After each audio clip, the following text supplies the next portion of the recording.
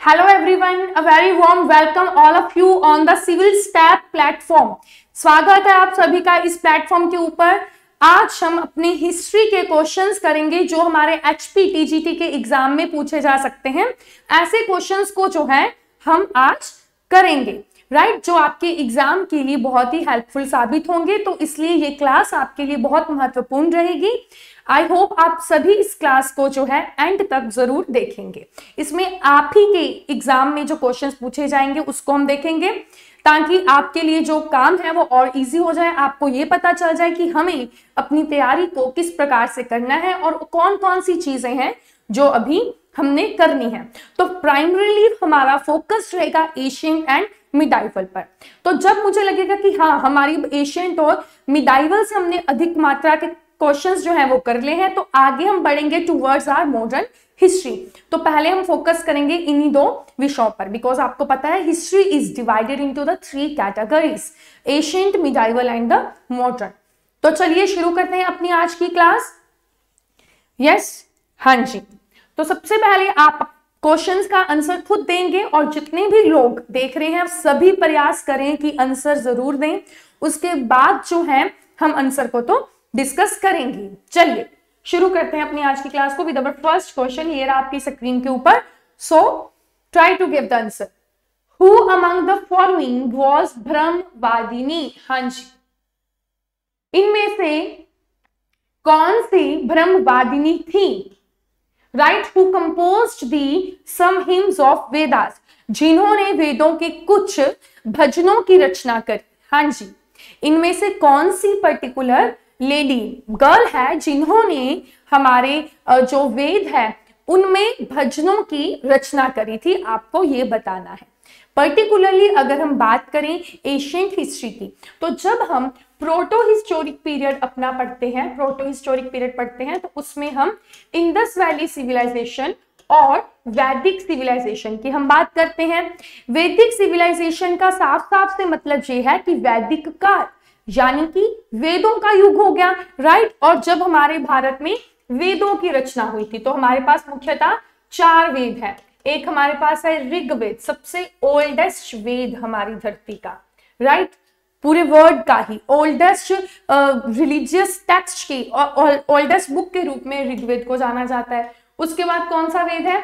यजुर्वेद है, जिसमें sacrifices etcetera की बात करी गई है। उसके बाद आपके पास कौन सा वेद है? सामवेद है, जहां से आपको म्यूजिक, स्पेसिफिकली इंडियन म्यूजिक का ट्रेस देखने को मिलता है। और 4th वन कौन सा है आपका? अथर्ववेद। ये आपके पास क्या है बेटा? 4 वेद हैं आपके पास। ये क्या है आपके पास? 4 वेदास हैं।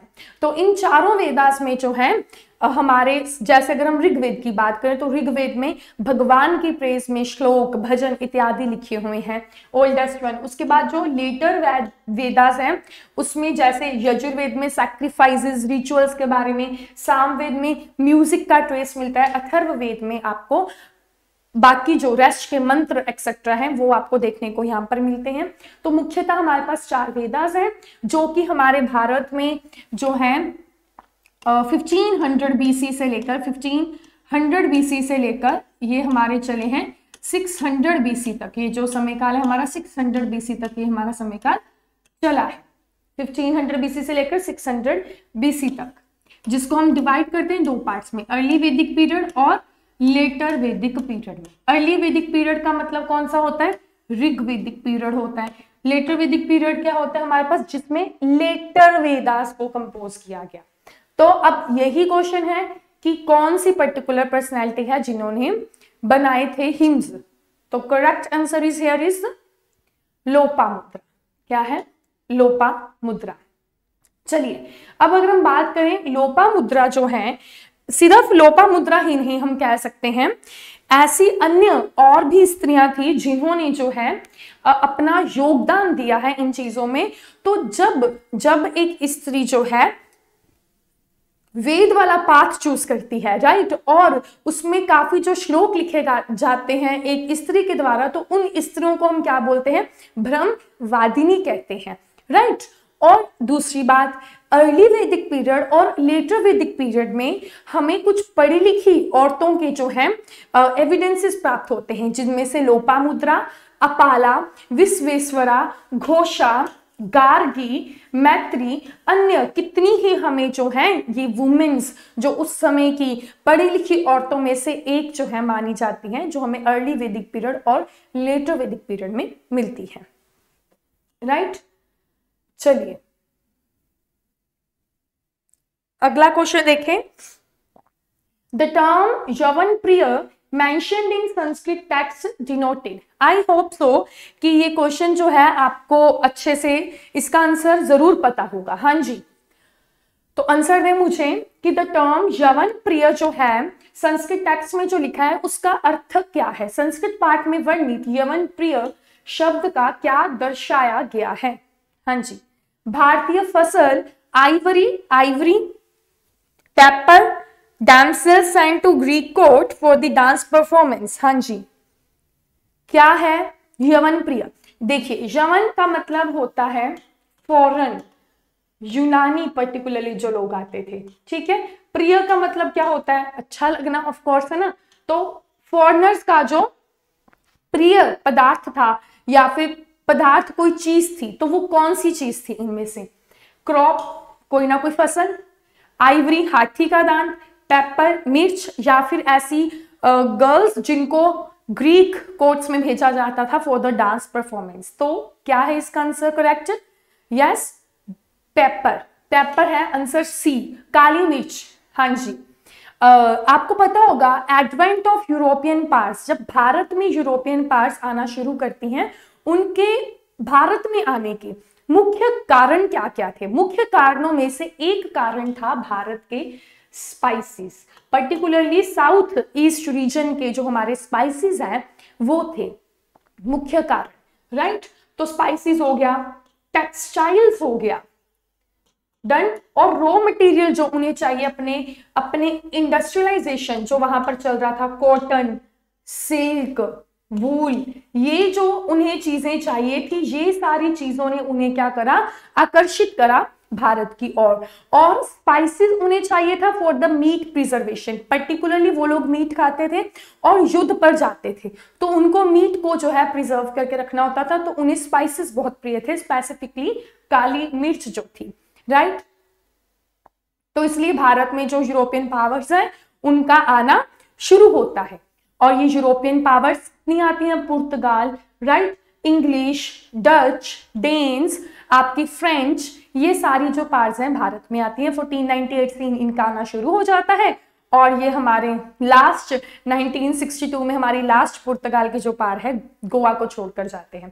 खैर, अगेन इट्स अगेन अपने आप में बहुत बड़ा चैप्टर है। चलिए, the famous dialogue between the Yama and Nachiketa is mentioned in the. हाँ जी, हमारे वैदिक लिटरेचर में, सी वैदिक लिटरेचर में हमें बहुत तरह की जो है पुस्तकें मिलती हैं, जैसे कि हमारे वेदास हो गया, ब्राह्मणास हो गया जिसमें श्रुतिज आती हैं, स्मृतिज आती हैं, वेदांगनास हो गया, उपवेदास हो गया, एपिक्स हो गया, रामायण, महाभारत। राइट, तो उनमें से उपनिषद टोटल हमारे पास 108 उपनिषद हैं, जिसमें जो 13 उपनिषद हैं बहुत ही मुख्य हैं। राइट, तो उनमें से उपनिषद में जिसमें हम पर्टिकुलर उपनिषद क्या होते हैं, जो आपके मतलब वेदा से ही निचोड़ किन किन चीजों का निकाला गया हो और उसमें एक जीव को जो है परमात्मा के साथ जोड़ने की बात करेगी हो, तो उपनिषद उसकी बात करते हैं।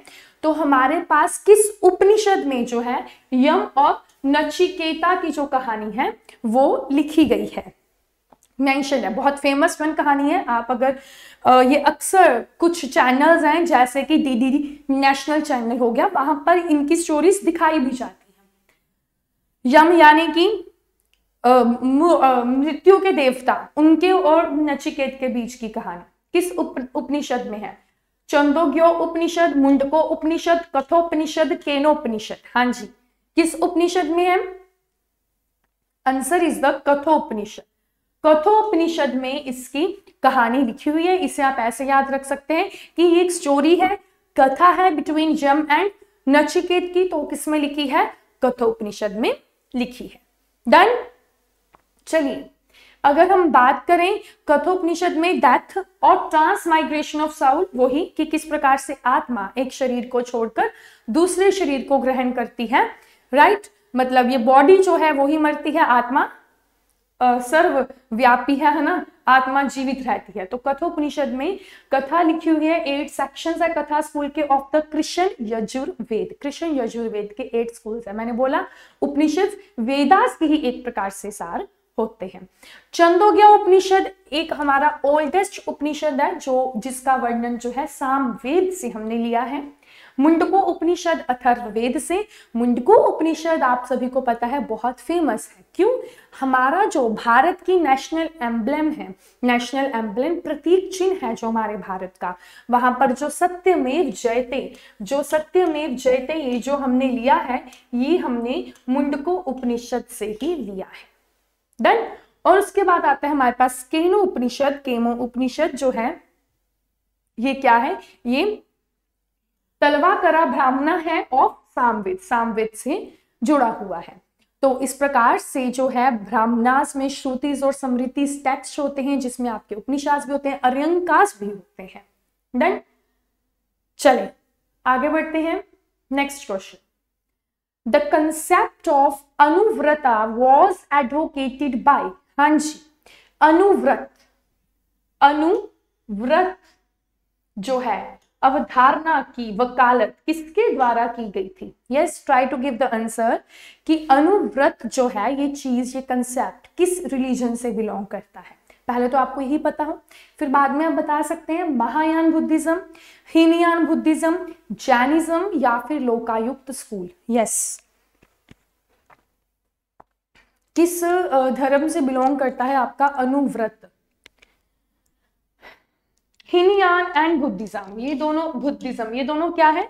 ये दोनों मेजर सेक्ट हैं बुद्धिज्म के, राइट। मेजर सेक्ट हैं बुद्धिज्म के, जो कि हमारी 4th जब हमारी बुद्धिस्ट काउंसिल हुई थी 78 AD, या फिर काफी लोग कहते हैं कि 98 में हुई थी। उसके दौरान जब हमारी कश्मीर में जो 4th बुद्धिस्ट काउंसिल हुई थी, अंत में क्या हो गया था? बुद्धिज्म जो है डिवाइड हो गया था, laser vehicle and the greater vehicle, Hinayana and Mahayana Buddhism. आपको श्रीलंका, चाइना, मलेशिया, ये जो रीजन है यहाँ पर आपको दोनों ये हीनयान महायान के जो हैं लोग जो हैं देखने को मिलते हैं। इसके अलावा हमारे बुद्धिज्म में जैन, थेरावाड़ा, ये सारे बुद्धिज्म के जो सेक्ट हैं आपको देखने को मिलते हैं। जैनिज्म में बात करें, जैनिज्म के भी 2 सेक्ट होते हैं, श्वेतांबर्स एंड द दिगंबर्स। डन। तो अब ये बताएं कि अनुव्रत चीज किस में लिखी हुई है? तो अनुव्रत जो चीज है वो आपके जैन धर्म से बिलोंग करता है। किससे बिलोंग करता है? जैन धर्म से बिलोंग करता है। सी, अगर हम बात करें ना, जैनिज्म में 5 वोस होते हैं, मतलब कि 5 इनके क्या होते हैं? वचन जो आपको पालन करने होते हैं। अगर आप साधु बन रहे हैं प्रॉपरली, तो आप 5 के 5 को जो है फॉलो करेंगे, अगर आप दिगंबर सेक्ट से बिलोंग करते हैं।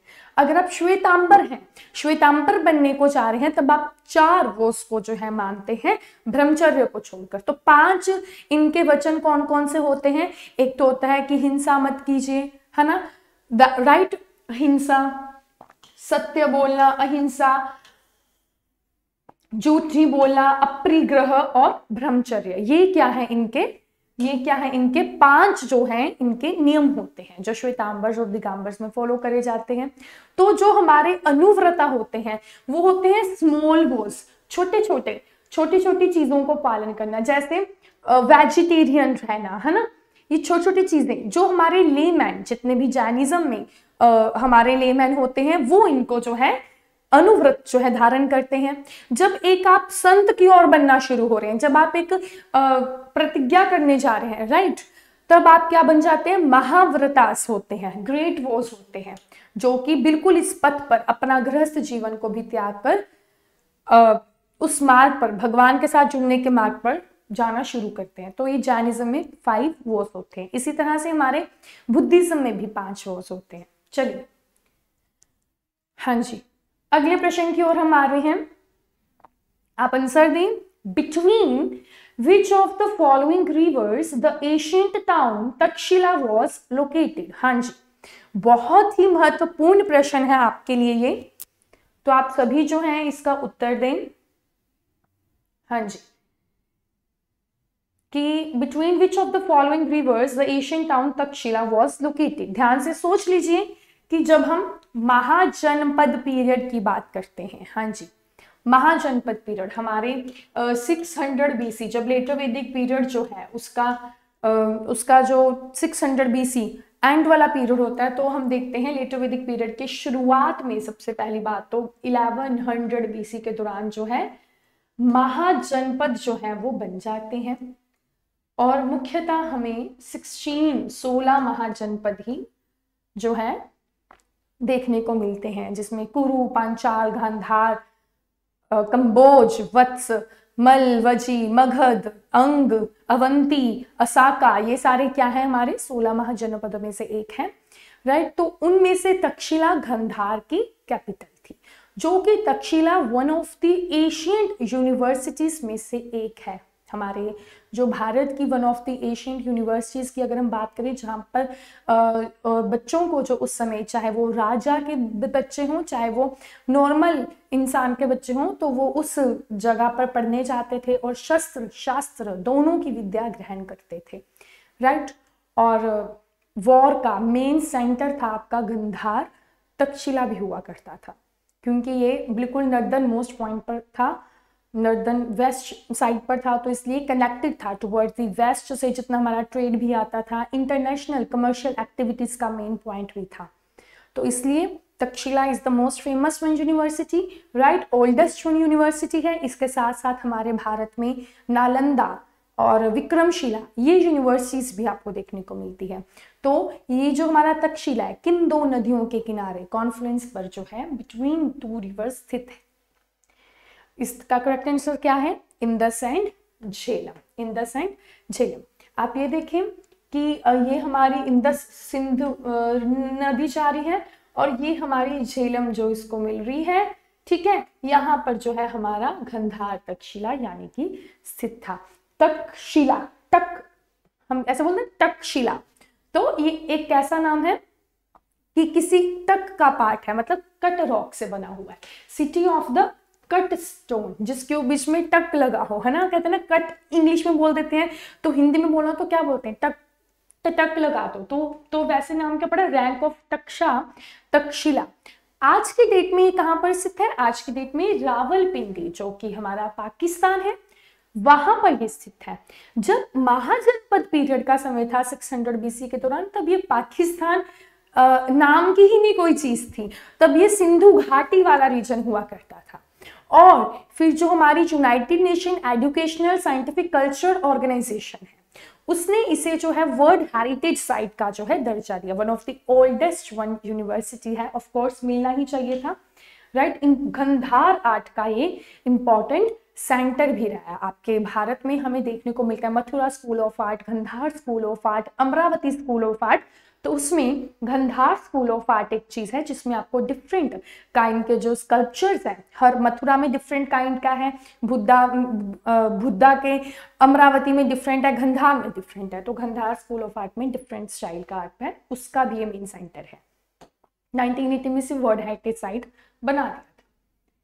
ये देखें, ये हमारे 16 महाजनपदों में से एक महाजनपद है गांधार तक्षशिला, ये देखिए, तो याद रहेगा तक्षशिला, ये हमारी सिंधु नदी जो इस प्रकार से बह रही है, देखो ये आपके सामने ही है, ठीक है। और इधर से जो इसको झेलम नदी जो है इसको कनेक्ट कर रही है, ये हमारी क्या है, तक्षशिला, राइट, बिल्कुल नॉर्दर्न मोस्ट पॉइंट पर है। हालांकि कंबोज भी है, लेकिन गांधार जो है इंपॉर्टेंट मेन सेंटर था।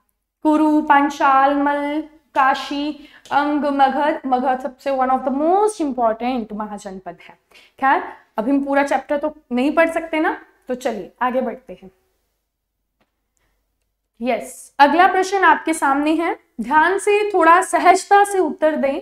The decline of Nandas at the hands of Kautilya and Chandragupta Maurya has been vividly portrayed in the Sanskrit play. Very best question, बहुत सुंदर क्वेश्चन है। आप आपसे इसमें ये पूछा गया है कि कौन से प्ले में, कौन से नाटक में मौर्य एम्पायर के बारे में लिखा हुआ है। सिंपल प्रश्न ये है।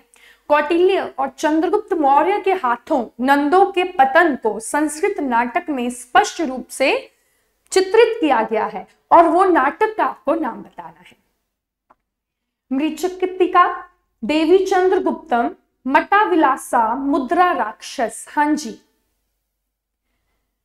यस, उस नाटक का नाम बताएं जिसमें चंद्रगुप्त मौर्य, और आप सभी को पता है जब हमारा नंद वंश जो कि मगध के ऊपर जब रूल कर रहा था, हालांकि बहुत वेल्दी और इन्फ्लुएंशियल रूलर्स थे नंद, राइट, वन ऑफ द शूद्र रूलर्स थे जिन्होंने रूल करा है मगध के ऊपर। हिस्ट्री काफी टेक्स्ट जो है ये कहते हैं, हमें बताते हैं।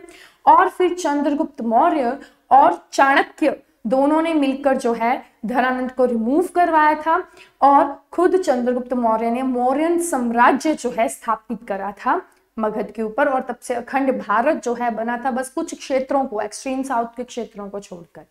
तो आपको बताना है, तो ऐसा माना भी जाता है कि हालांकि महापद्मानंद और को भी हम हिस्टोरिकल सम्राट के रूप में जानते हैं, लेकिन जो मुख्यतः हम जानते हैं कि भारत का पहला एम्पायर साम्राज्य क्या था, मौर्यन था। पहला सम्राट किसे माना जाता है, चंद्रगुप्त मौर्य को भी माना जाता है। हाँ जी, तो ये नाटक, किस नाटक में एक्चुअल में पूरा का पूरा मौर्यन एम्पायर के ऊपर लिखा गया है, चंद्रगुप्त की कहानी, दैट्स इन द मुद्रा राक्षस। मुद्रा राक्षस जो कि विशाख दत्ता के द्वारा जो है लिखा गया। मुद्रा राक्षस क्या है आपका, विशाख दत्ता के द्वारा जो है लिखा गया है, एक संस्कृत प्ले है जिसमें चंद्रगुप्त मौर्य की पार को भारत में दर्शाया गया है। चंद्रगुप्त मौर्य 390 और 320 बीसी के अराउंड जो है इसने मगध के ऊपर जो है रूल करा था। मुद्रा राक्षस का मतलब है सिग्नेट ऑफ द मिनिस्टर, और मृच्छकटिका जो है ये संस्कृत ड्रामा है जो कि शुद्राका के द्वारा जो है प्ले किया जाता है। मृच्छका मीन्स का मतलब होता है लिटिल क्ले कार्ट, राइट, छोटी सी क्ले की कार्ट, और वन ऑफ द थीम्स है in the little clay cart is poverty, गरीबी के ऊपर जो है ये थोड़ा सा प्ले जो है आपको देखने को मिलता है। चलिए, हाँ जी, अगला प्रश्न आपके सामने। Who was the author of Kadambari, a great romantic play? Yes, Kadambari एक महान रोमांचिक नाटक है। उसके लेखक के बारे में आपको बताना है कि कादम्बरी के लेखक कौन है। बाणभट्ट, हर्षवर्धन, बस्करवर्धन, बिंदुसार। यस, यस, कौन है ऑथर? देखिए, हर्षवर्धन रूलर है, बिंदुसार रूलर है, चंद्रगुप्त का बेटा है बिंदुसार। Answer is Banabhatta. बाणभट्ट ने जो है ये कादम्बरी प्ले जो है लिखा था, संस्कृत में है ये, again it is in the Sanskrit, और जो लिखा तो बाणभट्ट ने था लेकिन कंप्लीट किसने करा था, बाणभट्ट के बेटे भूषण भट्ट ने इसे प्ले करा था। और ये प्ले जो है ना, ये प्ले को डिवाइड करा गया है 2 पार्ट्स में, एक है पूर्व भाग, एक है उत्तर भाग। पूर्व यानी कि पहले, उत्तर यानी कि बाद में। तो ऑफ कोर्स पूर्व मतलब क्या हो गया, रिटन बाय द बाणभट्ट, ठीक है, और उत्तर मतलब जो उसी का उत्तर है, पुत्र है, कौन है, भूषण भट्ट, उसके द्वारा लिखा गया है। ये एक लव स्टोरी है जो कि चंद्रपीदा और हीरोइन कादम्बरी के ऊपर है। चंद्रपीदा और हीरोइन कादम्बरी के ऊपर है। आई थिंक कादम्बरी के ऊपर एक साउथ में फिल्म भी बनाई गई है, कुछ टेम्पल को और नृत्यांगना को लेकर बनाई गई है इस चीज के ऊपर। चलिए आगे बढ़ते हैं।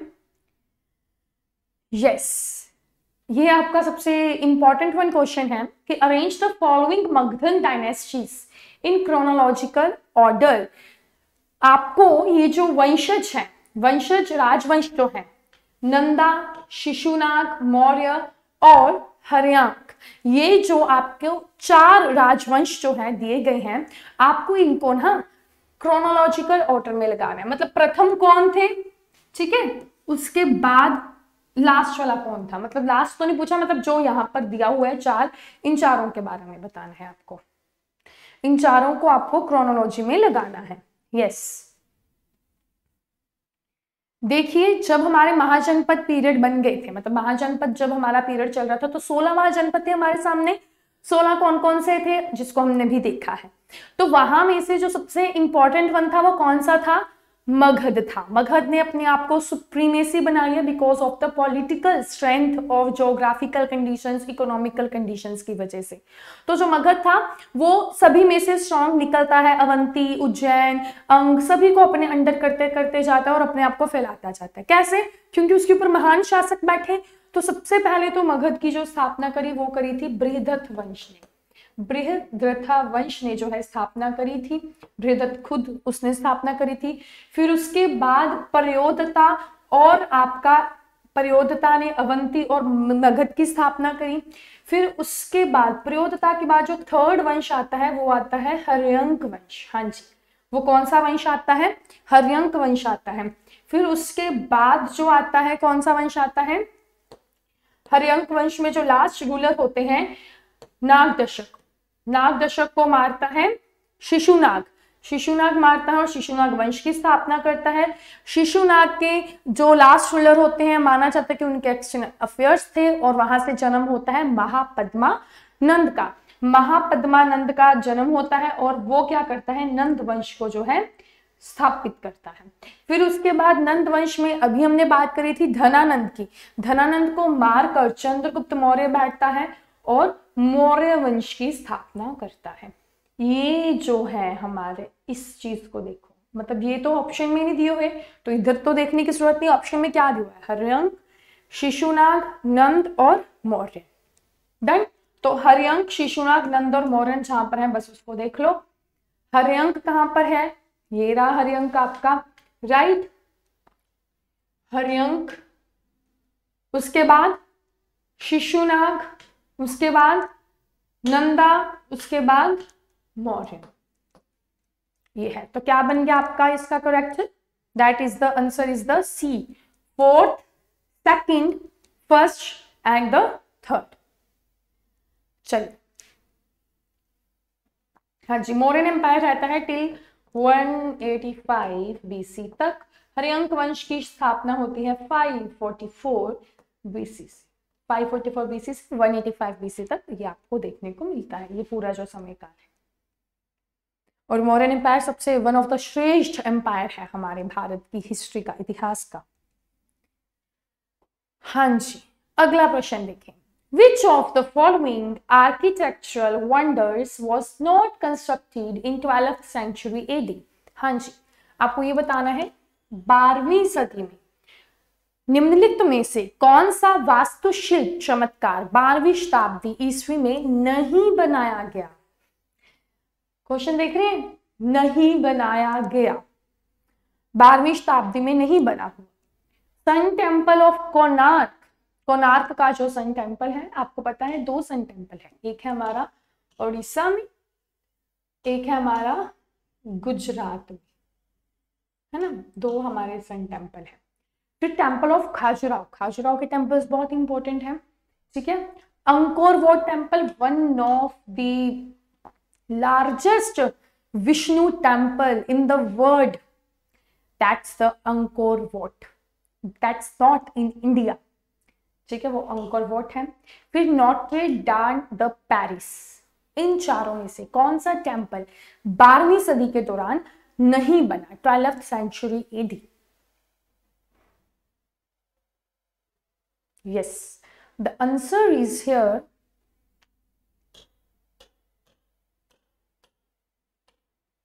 B, the temple of Khajuraho.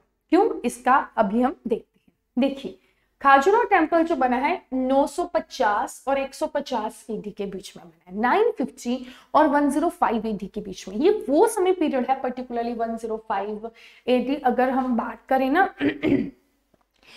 इस समय हमारे भारत में जो है नॉर्दर्न साइड से, नॉर्थ साइड से जो है भारत को लूटने के गजनवी, राइट, गौरी, ऐसे जो लोग हैं वो भारत में प्लंडर के समय जो है वो आ रहे थे। सोमनाथ टेम्पल को इस समय लूटा गया था। ये वो वाला समय काल है 950 AD टू 1050 AD। ये किसके द्वारा बनाया गया? चंडेला राजपूत के द्वारा जो है, चंडेलास के द्वारा जो है इसको निर्मित किया गया है।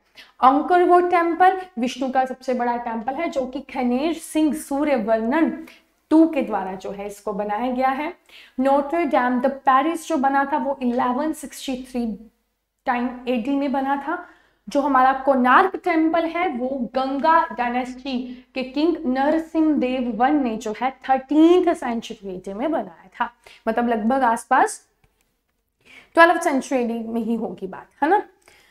तो इससे पूर्व जो है खाजुराहो की टेम्पल जो है वो बन चुका था। Khajuraho one of the major temple, जिसमें जो आपका शिव टेम्पल है वो सबसे फेमस है, जिसकी मंदिरों की जो बाहर की पूरी की पूरी इमारत है उसके ऊपर पूरे की काम सूत्र के जो है स्कल्पचर्स आपको देखने को मिलेंगे। उसका भी एक अपने आप में हिस्टोरिकल बहुत इंपॉर्टेंस है, यूनेस्को की साइट में भी आते हैं आपके टेम्पल वाला जो पूरा रीजन है, राइट।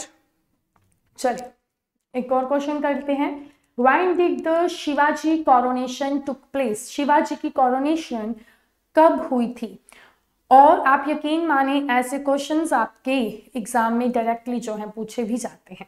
हाँ जी, शिवाजी की coronation, राज्याभिषेक कब हुआ था? इस बार जो है 350th ईयर एनिवर्सरी है कोरोनेशन की, तो इसलिए यहां से सवाल पूछना बनता है। हमारे 15th-16th सेंचुरी के दौरान जो है शिवाजी ने मराठा कॉन्फेडरेशन, हिंदू कॉन्फेडरेशन की स्थापना करी थी, क्योंकि मराठास फैले हुए थे बहुत, राइट, और उन सभी को एकत्रित करने का काम शिवाजी मराठा ने करा था। उनकी कोरोनेशन शाहजी भोसले के बेटे थे।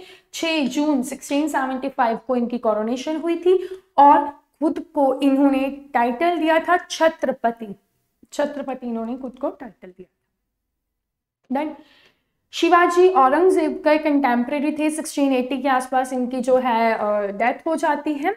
आफ्टर दैट जो है ये जो शिवाजी के टाइम पे इतना इन्फ्लुएंस बढ़ गया था मराठास का, गोरिल्ला वॉर्स में ये बहुत निपुण थे, मतलब जंगलों में जाकर छुप जाना, जिसके कारण औरंगजेब भी इन तक नहीं पहुंच पाया था। हालांकि इनकी बहुत बैटल्स हुई हैं, ट्रीटीज भी हुई हैं, राइट, और इनका इतना इन्फ्लुएंस था कि ये टैक्स जो मतलब नॉन मराठा टेरिटरीज थी उनसे टैक्स लेते थे, वसूल करते थे। चौथ एंड सरदेशमुखी ये जो टैक्स है ये लिया करते थे मराठास लोग। इनके बाद जो है फिर कॉन्फिडेंसी अगेन बिखर जाती है, पेशवाज, होलकर्स, गायकवाड़ ये सारे अलग अलग फिर दोबारा से जो है बन जाते हैं। चलिए अगला question, who was the founder of Vikramshila university? हाँ जी, विक्रमशिला यूनिवर्सिटी के फाउंडर कौन है? हमारे भारत में एक तो तक्षशिला यूनिवर्सिटी होगी, फिर हमारी गांधार यूनिवर्सिटी होगी, राइट,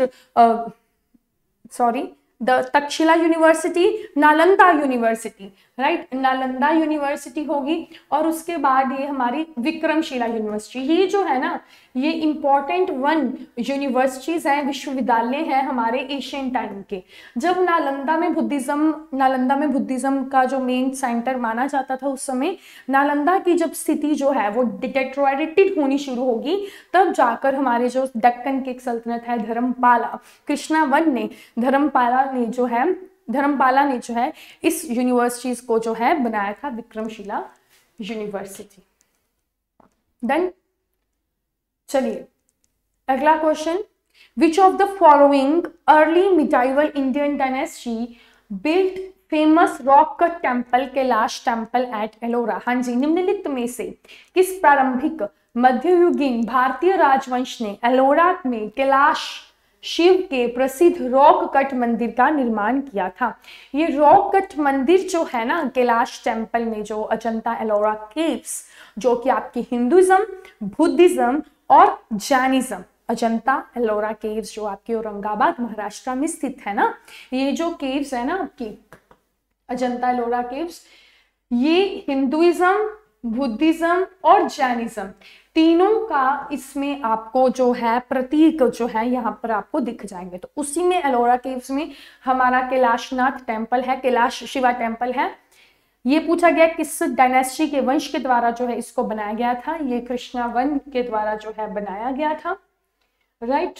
और इसका जो वर्णन है ना कैलाश टेम्पल का, प्राइम मिनिस्टर नरेंद्र मोदी जी ने भी इंजीनियर्स डे वाले दिन इसका जो है वर्णन किया था, इसलिए ये प्रसिद्ध क्वेश्चन में से एक बनता है। So the correct answer is the Rashtrakuta dynasty. Rashtrakuta जो हमारे साउथ की एशियन टाइम्स की जब हम बात करते हैं, राइट, तब जो हमारी डायनेस्टीज होती हैं, राष्ट्रकूटास, पल्लवास, चोला, चेला, जब हम उसके बारे में पढ़ते हैं तब आप राष्ट्रकूटास के बारे में पढ़ते हैं। दांती दुर्गा के द्वारा स्थापित किया हुआ वंश, तो उसमें कृष्ण वन के द्वारा जो है ये टेम्पल बनाया गया था। अजंता एलोरा केव्स, एलोरा, महाराष्ट्र में। देन बहुत सुंदर कारीगरी है उस समय की, आप ये देख लीजिए कितना एशियन टाइम्स का ये जो है हमारे पास ऐसे ही स्थित हमारे पास ये टेम्पल खड़ा है। चलिए, thanks for today, that's it for today. आज की क्लास में इतना ही बहुत है, अगली क्लास में मिलते हैं, तब तक आप अपनी जो तैयारी है अच्छे से पूर्ण करें। All the best for your exam. Thank you and have a nice day.